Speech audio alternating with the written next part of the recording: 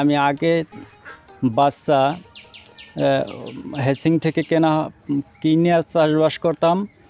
এখন আমি নিজেই বাড়িতে আমার হাঁসের ডিম যেটা উর্বর শক্তি, ওই ডিমটা ইনকিউবেটরে বসাই আমি নিজেই বাচ্চা সংগ্রহ করি। এই বাচ্চা নিজে স্থানীয় বাজারে বা এলাকায় বিক্রি করি। ইমাম হোসেনের এইভাবে হাঁসের ডিম দিয়ে বাচ্চা উৎপাদন করা, এতে আমরা অনেক উৎসাহিত হচ্ছি। মুরগি এবং হাঁসের নিচে যে বাচ্চা ফুটাইছি তার চেয়ে মানে মেশিনে অনেক ভালো ফোটে।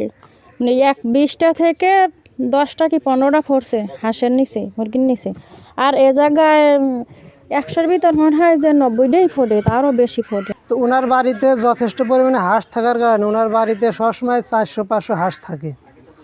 তো পরে ওনার সাথে আমাদের কথা হয় যে তাহলে আমরা যদি এরকম একটা প্রযুক্তি আপনাকে দেই যে আপনি নিজেই বাচ্চা ফোটাবেন মেশিনে এবং এটা স্থানীয় পর্যায়ে সরবরাহ করবেন। তো উনি আগ্রহ প্রকাশ করেন। ওনার আগ্রহের ভিত্তি করেই তখন পল্লীকর্ম সহায়ক ফাউন্ডেশন PKSF-এর আর্থিক কারিগরি সহযোগিতায় এর আওতায় তাকে এই একটা প্রদর্শনী দেওয়া হয়।